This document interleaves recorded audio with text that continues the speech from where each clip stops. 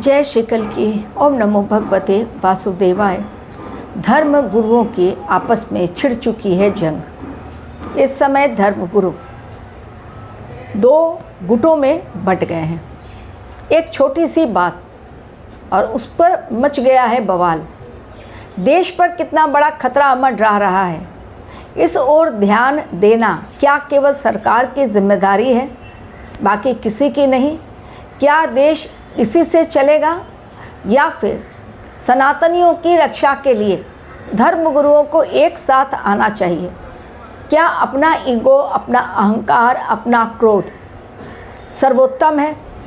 क्या उसके आगे देश की शान फीकी पड़ जानी चाहिए?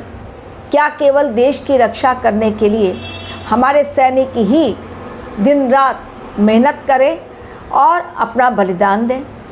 क्या हर नागरिक की ये ड्यूटी नहीं है कि वो अपने देश के साथ खड़ा रहे?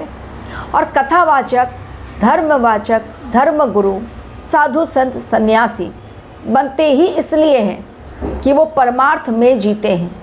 उनका अपना अहंकार, उनका अपना क्रोध, सब कुछ वो साइड करके ही इस जीवन के लिए आगे आते हैं। और जब इस जीवन में वो कदम रखते हैं, यानी बहुत कुछ उन्हें छोड़ देना पड़ता है। लेकिन आज के धर्म गुरुओं को देखकर, कथावाचकों को देखकर ये नहीं लगता कि वो अपने अहंकार को और अपने स्वार्थ को कहीं ना कहीं पीछे छोड़ चुके हैं। तो फिर कैसे धर्म गुरु और कैसे कथावाचक? एक वो हैं जो हमारे बागेश्वर धाम के हैं। वो इस समय हर एक को जगाने में लगे हुए हैं कि भाई हिंदू जाग जाएं, एकजुट हो जाएं। यदि हमारे तिरंगे में लग गया एक और चांद, तो फिर इस समय हमारे देश को बचाना बहुत मुश्किल होगा। न क्षत्रिय बचेंगे, न ब्राह्मण, न वैश्य और न शूद्र। बट जाएगा हमारा देश, और वो यही नहीं चाहते। इसलिए धीरेन्द्र शास्त्री लगातार अपनी बातों के द्वारा, जहाँ पर वो जाते हैं अपने प्रोग्राम के द्वारा, सनातनियों को जगाने की कोशिश कर रहे हैं। लेकिन दूसरी तरफ माघ मेला में मच चुका है बड़ा बवाल, और ऐसा बवाल जो थमने का नाम नहीं ले रहा है, दिन प्रतिदिन बढ़ता ही चला जा रहा है, और ये आगे जाकर और अधिक बढ़ेगा। जो मैंने कहा था कि गुरुदेव बृहस्पति अतिचारी हो रहे हैं, और अब ये आने वाला समय जितने भी कथावाचक धर्मगुरु हैं, साधु संत सन्यासी हैं, सबको अपनी वाणी पर बहुत कंट्रोल रखना पड़ेगा, क्योंकि सब लोग अपनी वाणी के द्वारा ही शिकंजे में आ जाएंगे या अपने कर्म के द्वारा। अब जगत गुरु रामभद्राचार्य ने भी अभिमुक्तेश्वरानंद के ऊपर क्वेश्चन मार्क खड़ा कर दिया है। उन्होंने कहा मैं तो जगत गुरु हूँ। वो तो जगत गुरु भी नहीं है। अगर मना कर दिया गया पालकी को नहीं जाने के लिए, क्योंकि उनके इतने शिष्य और लोग का जमावड़ा, इतना ज़्यादा लोगों की भीड़ सुरक्षा कारणों से, तो हम एक दिन अगर पालकी में ना बैठें, अगर हम पैदल चल लें तो क्या हर्ज है? एक तरफ उनकी दलील और दूसरी तरफ अभिमुक्तेश्वरानंद की दलील कि मैं पालकी में क्यों नहीं जाऊं। भले उन्होंने स्नान करने से मना कर दिया, धक्का मुक्की की गई पुलिस अधिकारियों के द्वारा, जो कि गलत है, नहीं होनी चाहिए। लेकिन उनका कहना है कि हम लोगों ने सुरक्षा कारणों से बहुत मना किया, लेकिन नहीं सुने, बैरिकेड तोड़ा गया, तब हमें भी धक्का मुक्की करनी पड़ी, वरना वहाँ पर भगदड़ मचती, बड़ी जनहानि होती। लोग वहाँ पर बहुत ज़्यादा इकट्ठे थे। हम लोगों को स्ट्रिक्ट एक्शन लेने के लिए कहा गया था। ये समय अपने देश को किस प्रकार आने वाले खतरे से बचाया जाए।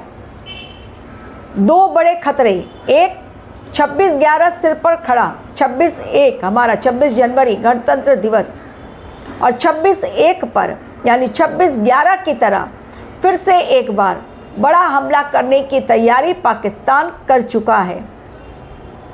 केवल एक आदेश वो देगा पाकिस्तान, और हमारा देश पूरी तरह लहूलुहान, क्योंकि आतंकी हमारे देश में बैठे हुए कहीं ना कहीं छिपकर लगातार रेड डाली जा रही है।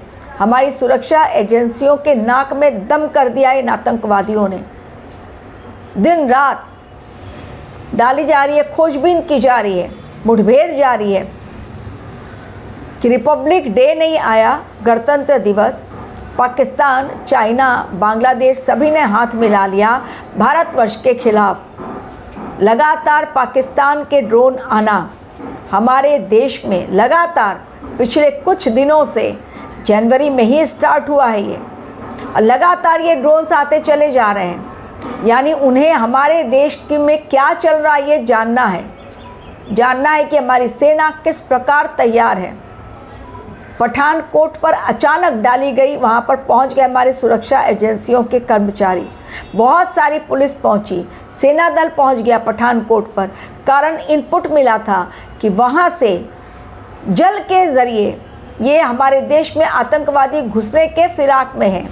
और इस बार उनका बड़ा प्लान कि लास्ट टाइम हमने एयर स्ट्राइक की थी, ड्रोन भेजे थे और तबाह किया था भारत को, जो कि हुआ नहीं था। ये गलत इन्फॉर्मेशन उन्होंने स्प्रेड की, गलत जानकारी दी गई अपने चैनल के माध्यम से, एक नैरेटिव फैलाया गया भारतवर्ष के खिलाफ। लेकिन इस बार जल के द्वारा आतंकवादी हमारे देश में घुस सकते हैं, क्योंकि इस बार जल से ही बहुत बड़ा संकेत मिल रहा है, क्योंकि जलीय राशि में शनिदेव हैं, और जब जब जलीय राशि में जाते हैं शनिदेव, तब तब जल के द्वारा आक्रमण, जलीय जो जहाज होते हैं वो डूब जाते हैं, नाव जो होते हैं तो डूब जाती है, मतलब बहुत बड़ा बवाल मचता है। जल के कारण बीमारी फैलती है दूषित जल पीने से।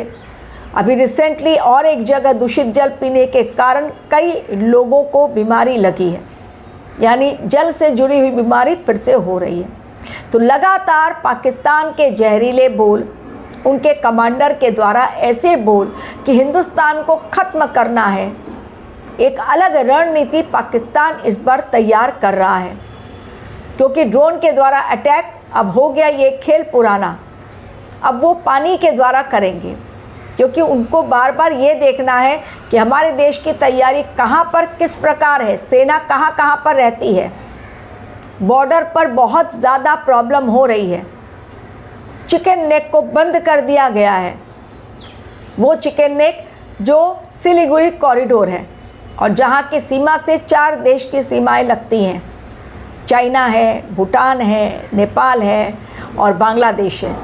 और बांग्लादेश और चाइना ये मिलकर एक प्रोजेक्ट पर, एक मिशन पर एक साइन कर रहे हैं, एक अलग उनका चल रहा है।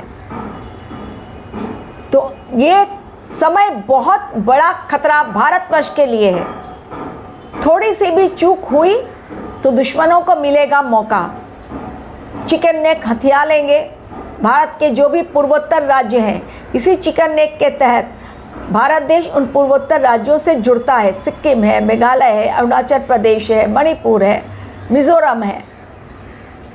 अचानक से अगर चिकन नेक को हथिया लिया जाए तो वहाँ पर खतरा। पठानकोट पर आतंकी मिल गया इनपुट, हमारी सुरक्षा एजेंसियाँ, सेना के जवान फटाफट पहुँचे, वहाँ पर सर्च ऑपरेशन किया गया कि वहाँ पर पानी से वो आतंकी घुस के आ सकते हैं हमारे यहाँ, वहाँ पर पहुँचे। जम्मू कश्मीर में अलग चल रहा है, यानी ये समय चारों ओर से चहुतरफा भारतवर्ष को घेरने की तैयारी की गई है कि कहीं से भी भारतवर्ष बचे नहीं, और 26 जनवरी को एक बड़ा हमला कर दिया जाए ताकि अस्थिर हालात हो जाए, और भारतवर्ष जो भी अपने ट्रेड डील को साइन कर रहा है, आगे बढ़ रहा है, अपनी इकोनॉमी को आगे बढ़ा रहा है, कहीं ना कहीं उसमें ब्रेक लग जाए और हम फिर अपना काम करें, यानी लगातार एक के बाद एक कहीं ब्लास्ट करें, कहीं ड्रोन हमले करें, कहीं पर एयर स्ट्राइक कर दें और भारी जनहानि हो जाए भारत में, और उथल पुथल मचे और लोग चीख पुकारें, बहुत ज़्यादा त्राहिमाम हो जाए भारत में। यही चाहता है बांग्लादेश, पाकिस्तान, नेपाल और साथ में हमारा चाइना। सभी ने हाथ मिला लिया भारतवर्ष के खिलाफ। आज कोई भी भारतवर्ष में शांति नहीं चाहता है, और अमेरिका सबसे टॉप में, तो अमेरिका जो चाहते ही है कि हमारे यहाँ सत्ता परिवर्तन हो, क्योंकि मोदी नहीं उनकी बात मान रहे, इसलिए खटक रहे हैं। ये समय ट्रंप की नीतियों के कारण शेयर मार्केट में पूरी तरह भूचाल आ गया है। किसी को कहते हैं 200% टैरिफ बढ़ा देंगे, किसी देश को 500%, और अभी तो और भी अच्छा उन्होंने एक ऐसा मतलब काम कर रहे हैं वो कि लोग शॉक्ड हो जा रहे हैं। AI जनरेटेड एक उन्होंने मैप दे दिया है और उस मैप में AI जनरेटेड मैप के द्वारा उन्होंने बतला दिया कि अमेरिका का जो मैप है उसमें वेनेजुएला भी है, उसमें कनाडा भी है और उसमें ईरान भी है, ग्रीनलैंड भी है। तो ग्रीनलैंड, वेनेजुएला और साथ में आपका कनाडा, ये तीनों ही अमेरिका में ही आते हैं। क्लियरली AI से उन्होंने एक मैप बना दिया अमेरिका का और उसको सोशल मीडिया पर डाल दिया ताकि सब लोग देखें। मतलब इस समय इंसान की बुद्धि ही काम नहीं कर रही है। एक सुपर पावर कंट्री लेकिन सबको दबाने में लगा हुआ है, जस्ट अपनी स्वार्थ पूर्ति के लिए उनको उनकी इकोनॉमी बढ़ानी है। जो मैंने पहले कहा था कि डोनाल्ड ट्रंप किसी के लिए काम नहीं कर रहे हैं, वो केवल अपने स्वार्थ के लिए कर रहे हैं। वही बात आज उन्होंने खुद अपने मुंह से स्वीकारी, डोनाल्ड ट्रंप ने, कि जी हाँ, अगर मुझे नोबेल प्राइज़ नहीं मिली तो मैं क्यों शांति स्थापित करने की सोचूं पूरी दुनिया में, फिर तो युद्ध हो जाए, युद्ध होना ही चाहिए और मैं युद्ध के लिए खड़ा हूँ, युद्ध के साथ खड़ा हूँ और युद्ध होकर रहेगा। मैं क्यों शांति स्थापित करने के लिए सोचूं। यानी नोबेल प्राइज़ अगर उन्हें मिल जाए तो वो बहुत अच्छे, क्योंकि नोबेल प्राइज़ तो दे दिया किसी और ने अपने हिस्से का, वो तो एग्जैक्ट नहीं हुआ ना उनको नोबेल प्राइज़ मिलना। तो इस समय चीज़ें अलग दिखलाई पड़ रही है। ग्रहों की चाल इसी तरह की है जो हर बार ला रही है भूचाल पूरे विश्व में। कहीं धर्म के नाम पर विवाद, कहीं आतंकवादी हमले का खतरा और कहीं युद्ध का बढ़ता खतरा। यानी इंसान आज जाए तो जाए कहाँ, सही राह कौन दिखाए, किसे दिखाए, कैसे दिखाए। Thank you very much for watching.